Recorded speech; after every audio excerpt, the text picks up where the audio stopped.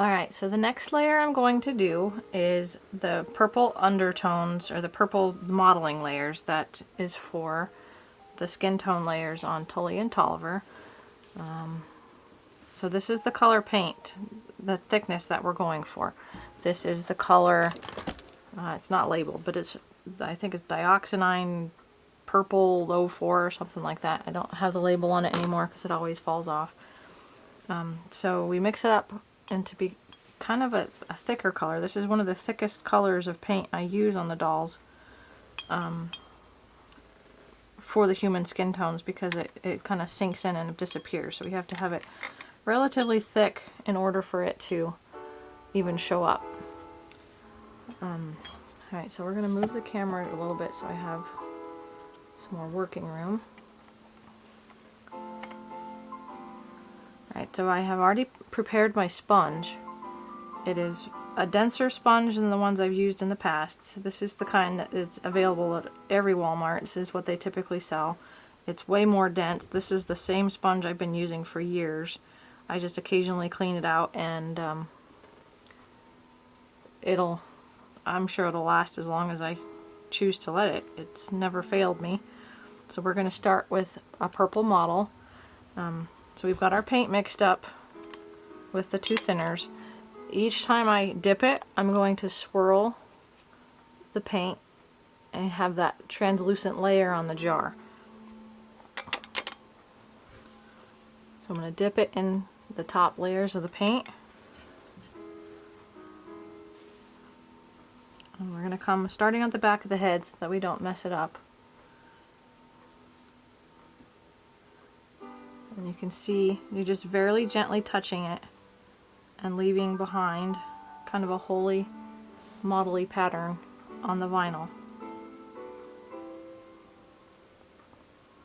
You don't want to smear it, you don't want to push too hard and make it spill, and you don't want to overlap it because the desire is to leave those little holes there, because that's what creates the realistic skin tone. So you're going to gently, carefully work your way around the head, making sure that all the little holes are filled in, rotating your sponge from one angle to another so that you don't have the same pattern going constantly in a row, and using the corners of your sponge to fill in the tiny holes that you might miss.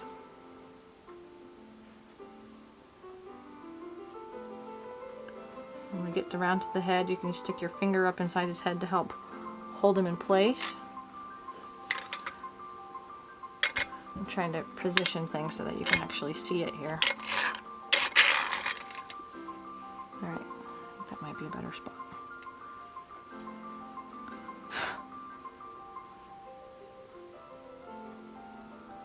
I'm going to go right over the top of his ears, on the back sides of his ears, on his little chin. I'm going to leave his face for last until I get all of the other little pieces and parts accomplished, so that I don't have his face drying while I'm trying to fill in all the little spots, because some parts you might have to little sponge off and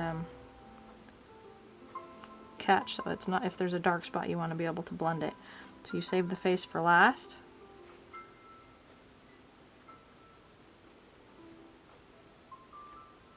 You see there's a little hole missing on his forehead. So I'm going to come in with a corner of the sponge and fill that hole in.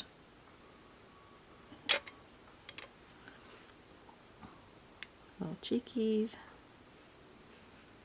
This is a big sponge and he's just a tiny guy, so you have to be very gentle over the top of his nose.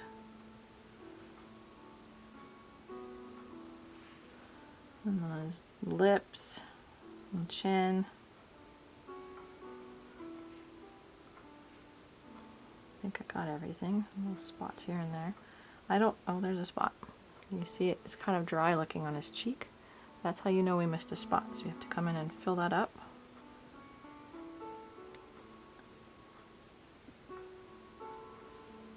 Always look over your work. Sometimes when it goes on thinner, you don't see those empty spots until it starts to dry. Alright, so that's his little head. Just a very light layer. Back here it's starting to dry a little bit and those spots are fading. This is why it has to go on a little bit thicker than some of the other paints, because otherwise you really can't see it. And you end up having to do multiple layers.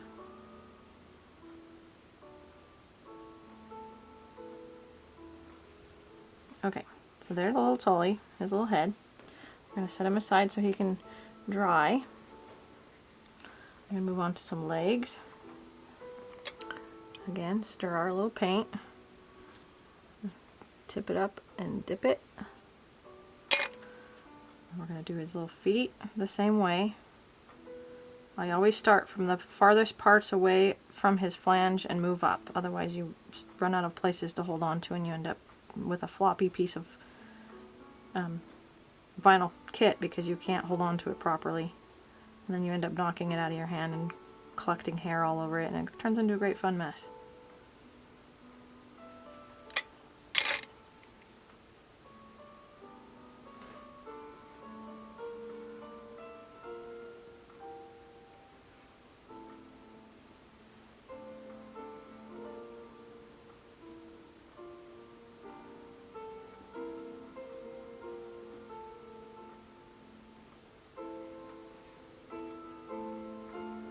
Alright, I think we're done. You can kind of see it in the reflection of the light. And again, we're going to set that aside and pull in the other little foot.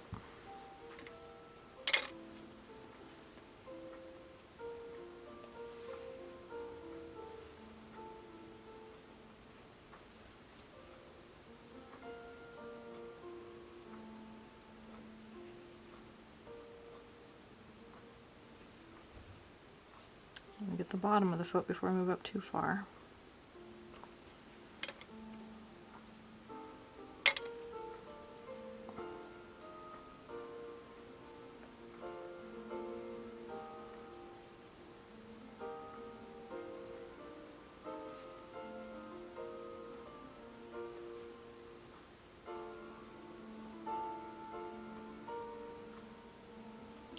Alright, I think that second little leg is about done.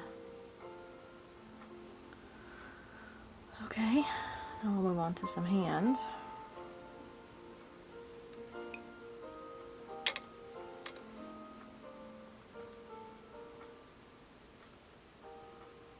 These little pieces don't take long to model. There's 10 or 12 pats on each side and then you're good.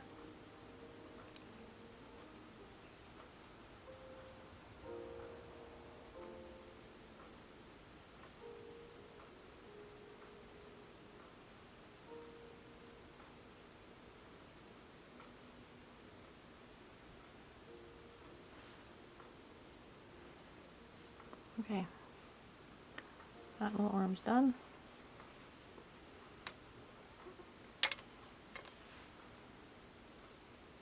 This is the, I guess, Tully's hand, one of the other one. So this is the same hand that I just did, it's just the second kit.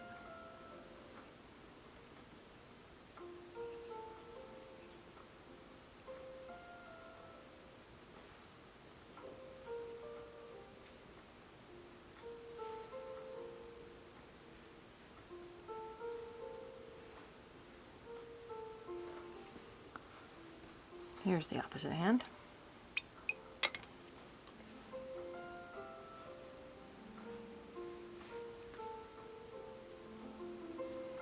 You don't see a lot of color going on, and if you did, then you'd need to be worried because it's not the color tones we were going for. If you wanted to go to an avatar coloring, then yes, of course the paint needs to go on a little bit thicker and darker so you can see the transformation in colors on the skin. But we're doing kind of a transparent opalescent type of a tone for these guys, which means it needs to look very pale and very thin.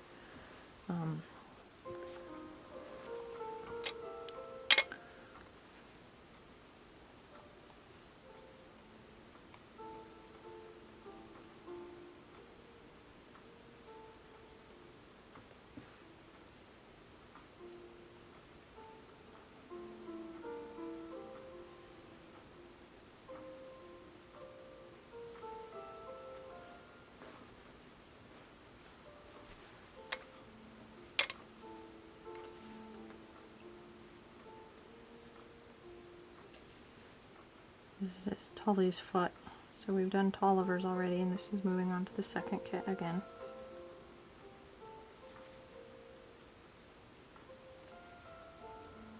Make sure I didn't miss anything.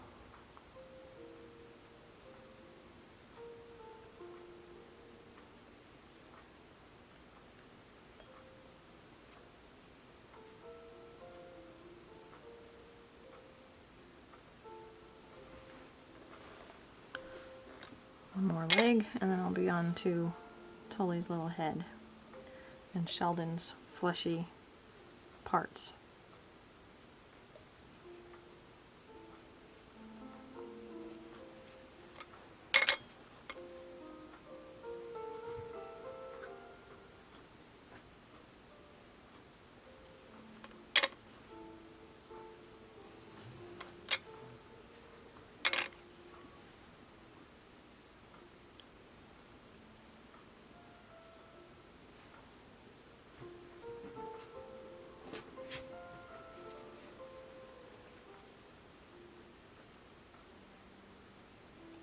Little pieces kind of cramp your hand to hold on to them after a little while. They're just little bitty pieces.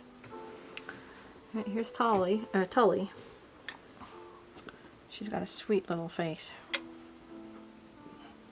Alright, we're going to start again from the back and the sides. We don't want to save her face for last.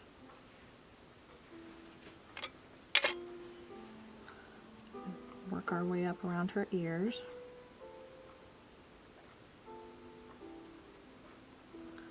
The mottling kind of represents the blood flow underneath the skin. It shows variations in coloring.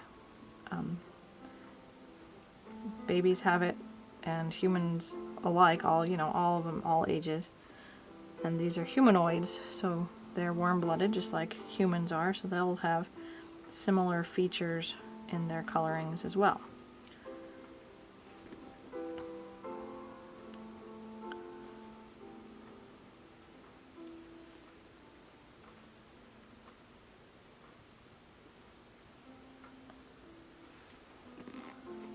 Okay, so this is just a little head, so it doesn't take much to get all the way around, but you do want to save the face for last in case that you get a dark spot that you have to blend off. And if you do, you just take a gentle sponge brush.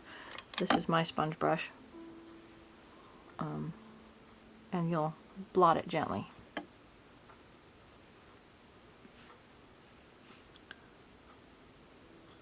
Tully, to me, has a little more mature looking face, like she's just a few years older, so she's the big sister to little Tolliver, who has more of a young child type of a face shape, which is okay. That's what we were going for with these guys, siblings.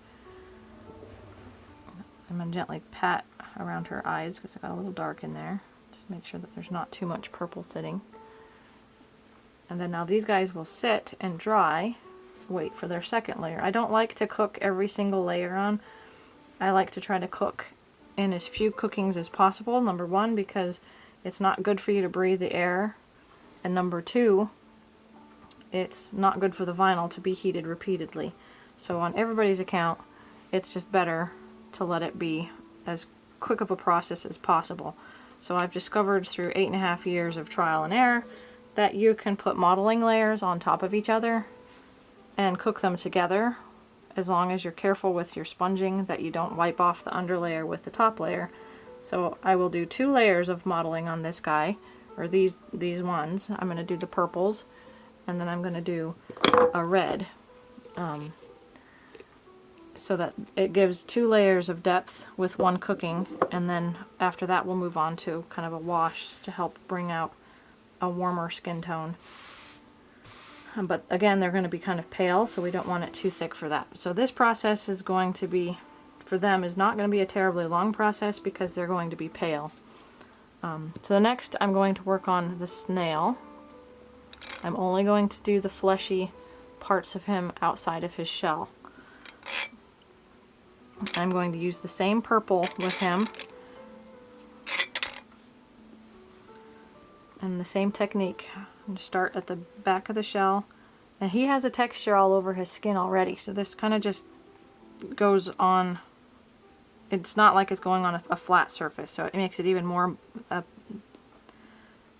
speckly, maybe is the right word, or mottly looking.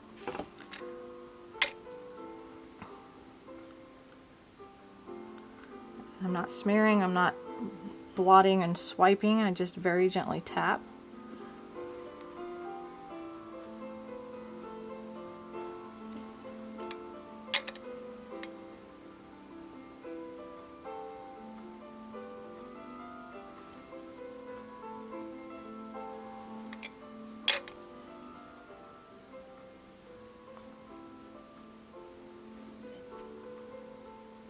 I think because this is my first one, I'm still a little bit strange feeling about him because I don't really know what they're supposed to look like. I've looked up some pictures, and there are about 1,000,000 different kinds of colorings available. So I guess at this point it's really up to your imagination what you want him to look like.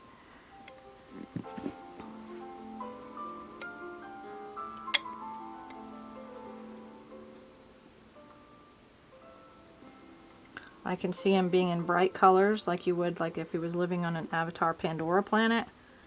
I can see him being in pastel colors. I can see him being in bright colors and dark colors. I think he has a lot of potential for varying colors for him. So that's his first layer of model. It's not doing a whole lot to his color. You can still see his underlying veins and stuff, so that's kind of neat that it's starting to come out. Alright, so now I'm going to move on to the next layer of model.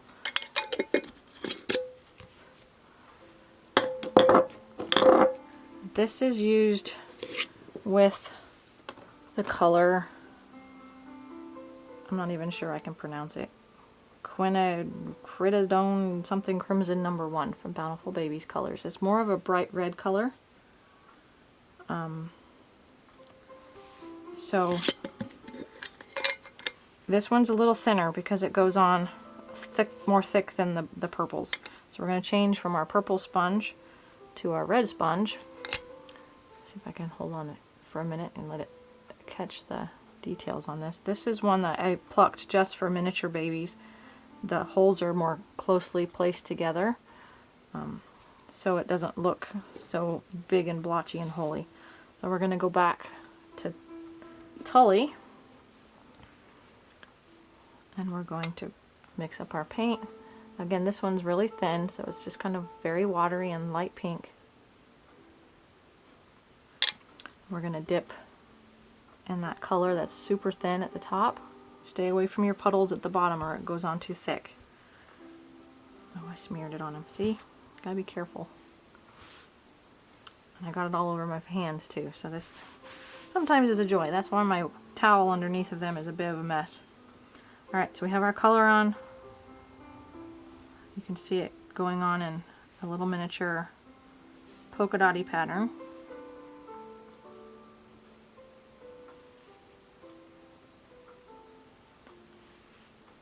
Hopefully you can see that.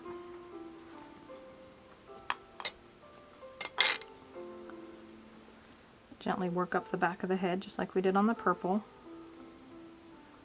Sometimes the red gets a little thicker than you want it and you need to blot it down. So it's good to have a spare sponge, and when you blot it down you will take your